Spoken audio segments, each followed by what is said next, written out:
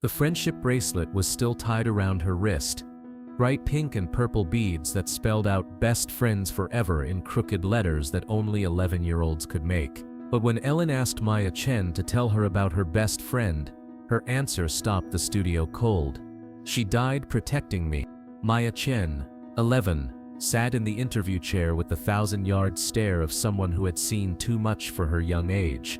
Her small hands were folded perfectly in her lap, and she spoke in the careful, measured way that children develop when they've learned that words can be dangerous. What looked like exceptional maturity was actually trauma manifesting as hypervigilance and emotional shutdown. The Ellen DeGeneres Show had invited Maya during their Heroes in Our Schools week, intended to celebrate children who showed courage and resilience in difficult situations. Her school principal had submitted Maya's story as an example of survival and strength, but what the producers didn't fully understand was that Maya wasn't a hero in the traditional sense. She was a trauma survivor who had watched her best friend die, saving her life. The shooting had happened 4 months ago at Lincoln Elementary School in Ohio. Maya and her best friend Sophie Williams had been in the library during lunch, working on a project about butterflies, when they heard the first gunshots echoing through the hallways. In the chaos that followed, Sophie had pushed Maya under a library table and shielded her with her own body when the shooter entered their hiding place. Maya had spent 17 minutes listening to gunfire, sirens, and Sophie's labored breathing as her best friend bled to death on top of her. When the police finally reached them, Maya was physically unharmed but psychologically shattered. Sophie Williams, age 11, was pronounced dead at the scene, one of 6 victims in a shooting that had torn their small community apart. "Maya," Ellen began with unusual gentleness, instinctively knowing that this interview required a different approach than her typical energetic style. "Thank you for being brave enough to come here today." Maya nodded silently, her eyes focusing somewhere beyond Ellen's shoulder. Ellen felt the weight of trauma emanating from this small child. "Can you tell us about your school?" "It used to be a good school," Maya said quietly. Before the bad man came, Ellen realized Maya was dividing her life into before and after the shooting. "What made it a good school?" "Sophie and I had our favorite spots," Maya said, her voice barely audible. "The butterfly garden behind the cafeteria, the reading corner in the library." Ellen noticed Maya spoke about these places in past tense. "Do you still go to those places?" "I don't go to school anymore," Maya said matter-of-factly. "Loud noises make me hide under things." Ellen felt her chest tighten, understanding that Maya was describing trauma responses. "What kinds of loud noises?" "Fire alarms, car backfires, sometimes even when people clap too loud," Maya explained. "My body thinks the bad man is coming back." Ellen realized Maya was experiencing post-traumatic stress disorder symptoms. "Maya, can you tell us about Sophie?" For the first time, Maya's careful composure cracked slightly. "She was my best friend since kindergarten." Ellen sensed this was both painful and important for Maya to discuss. "What kinds of things did you do together?" "Everything," Maya said, touching the friendship bracelet on her wrist. "We made these bracelets last summer. Sophie said they meant we'd be friends forever." Ellen felt the tragic irony of that promise. "Tell us about the day everything changed." Maya was quiet for a long moment, her breathing becoming slightly more rapid. "We were working on our butterfly project. Sophie found a picture of a monarch butterfly that she wanted to trace. Ellen waited patiently, allowing Maya to share at her own pace. Then we heard the sounds," Maya continued. "At first we thought it was construction work, but Sophie knew something was wrong." Ellen felt the tension building in Maya's retelling. "How did Sophie know?" "She got that look on her face," Maya said. "The look she got when older kids were being mean. Like she was going to protect someone." Ellen realized Sophie had protective instincts even before the crisis. "What happened next?" "She grabbed my hand and pulled me under the big table in the back corner," Maya said, her voice getting smaller. "She told me to be very quiet and very still." Ellen felt the horror of children having to hide for their lives. "How long were you under the table?" "Forever," Maya whispered. "Sophie was on top of me, holding me down so I couldn't move or make noise." Ellen realized Maya had been trapped under her dying friend. "Were you scared?" Sophie wasn't scared, Maya said, avoiding the question about herself. She kept whispering that everything would be okay. Even when Maya stopped speaking, her eyes going distant again. Ellen felt they were approaching the most traumatic part of the memory. "Even when what, sweetheart?" "Even when she got hurt," Maya said quietly. "She still tried to keep me safe." Ellen realized Sophie had been shot while shielding Maya. "Maya, you survived something terrible." "Sophie didn't survive," Maya said flatly. "I should have protected her instead." Ellen felt the survivor's guilt, crushing this 11-year-old child. "Maya, you were both children. Neither of you should have had to protect anyone." "But she saved me," Maya insisted. "And I couldn't save her back." Ellen made a decision that felt both necessary and delicate. "Maya, there's someone here who wants to meet you." Maya looked alarmed. "Who?" "Dr. Sarah Martinez. She's a doctor who helps children who have been through scary experiences like yours." Dr. Martinez, a trauma specialist who worked specifically with child survivors of violence, emerged from backstage. She approached Maya with the careful movements of someone trained to work with hypervigilant children. "Hello, Maya," Dr. Martinez said softly, sitting in a chair positioned to be non-threatening. "I've been hoping to meet you." Maya studied Dr. Martinez cautiously. "Are you going to make me talk about the bad day?" "Only if you want to," Dr. Martinez assured her. "I'm here to help you understand some of the feelings you might be having." Ellen felt relief, having professional support for this conversation. "Dr. Martinez, what happens to children who experience trauma like Maya did? Their brains get stuck trying to protect them from danger that's already over." Dr. Martinez explained simply. "Maya's brain is working very hard to keep her safe. But sometimes it gets confused about when she's actually in danger." Maya looked interested for the first time. "Is that why I hide when I hear loud sounds?" "Exactly," Dr. Martinez confirmed. "Your brain learned that loud sounds meant danger, so now it tries to protect you every time it hears them." Ellen felt this was helping Maya understand her reactions. "Is that normal?" "Very normal," Dr. Martinez said. "Maya's brain is doing exactly what it's supposed to do after something scary happens." Maya seemed to relax slightly, hearing that her responses were normal. "Will it ever stop?" "With help, yes," Dr. Martinez said. "But it takes time and practice teaching your brain when you're safe and when you're not." Ellen asked the question many viewers would be wondering. What kind of help does Maya need?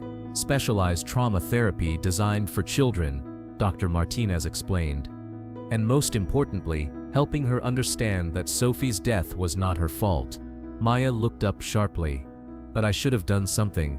"You were 11 years old hiding under a table," Dr. Martinez said gently.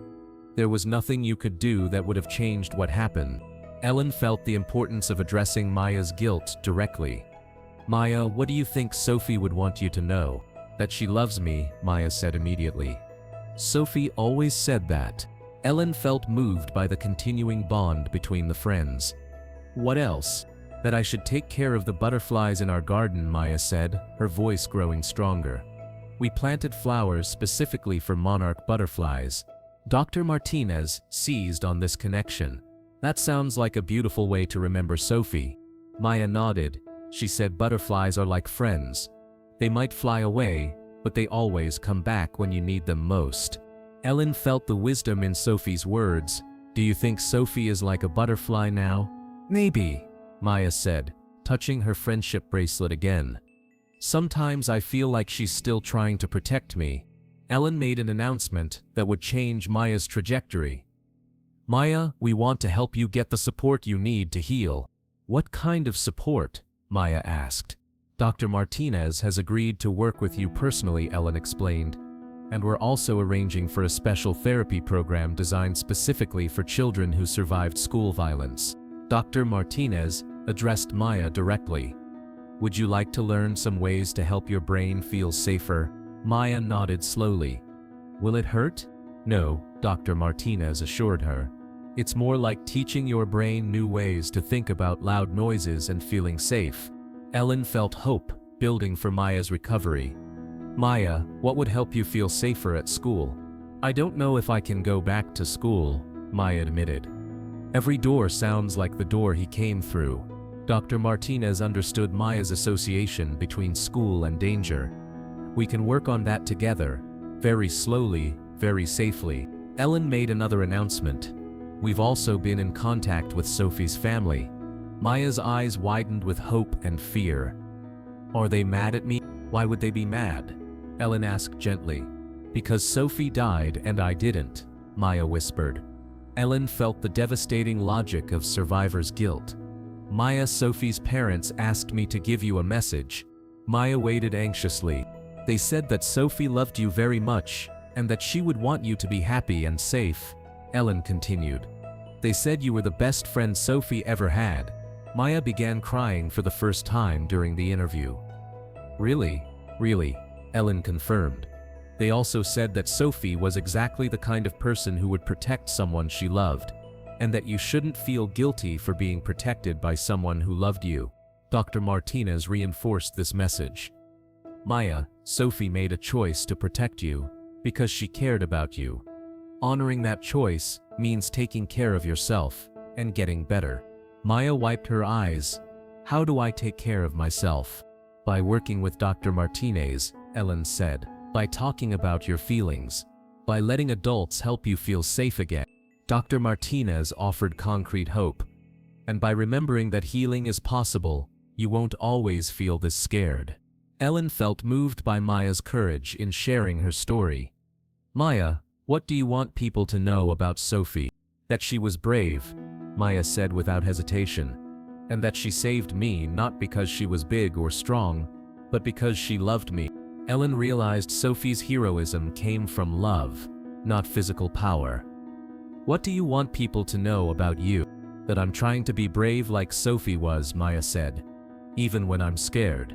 The episode aired 2 months later after Maya had begun intensive trauma therapy and was showing signs of improvement. The response was overwhelming, with thousands of families affected by school violence reaching out to share their own experiences and gratitude for Maya's courage in speaking publicly. Maya worked with Dr. Martinez 3 times a week, learning coping strategies for her PTSD symptoms and processing her survivor's guilt. Slowly, she began to understand that Sophie's death was not her fault, and that healing was not a betrayal of her friend's sacrifice. 6 months later, Maya returned to Ellen's show via video call from her therapist's office. She looked more animated and present than she had during her first appearance, though she still wore Sophie's friendship bracelet. How are you doing, Maya? Ellen asked. Better, Maya said with a small but genuine smile. I still get scared sometimes, but Dr. Martinez taught me breathing exercises that help. Are you back in school? I started going to a new school 2 days a week, Maya said proudly. It's smaller and quieter, and they know about my brain getting confused about danger. Ellen felt hope seeing Maya's progress. How do you remember Sophie now? I take care of the butterfly garden at the new school, Maya said. The principal let me plant monarch butterfly flowers there. When I see the butterflies, I remember that Sophie is still with me, just in a different way. Dr. Martinez, who joined the follow-up call, spoke about Maya's remarkable resilience. Maya represents the possibility of healing after unthinkable trauma.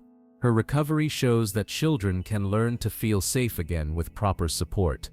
Ellen kept a photo from that follow-up call, Maya smiling while showing a butterfly that had landed on her hand in the school garden. It reminded her that even after the most devastating experiences, children possess an incredible capacity for healing when surrounded by love and professional support.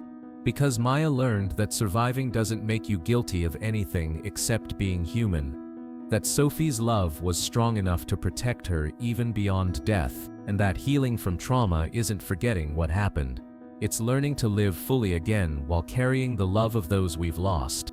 Sophie's sacrifice had meaning not just in saving Maya's life, but in Maya's commitment to healing and eventually helping other children who survived similar traumas. Sometimes the most powerful way to honor someone's death is to choose to truly live, to find safety and joy again, and to let their love transform rather than define you. The friendship bracelet would always be a reminder of what was lost, but Maya had learned it could also be a symbol of what endures. Love that transcends death, friendship that continues beyond physical presence, and the responsibility survivors have to heal, not just for themselves, but for those who can no longer speak.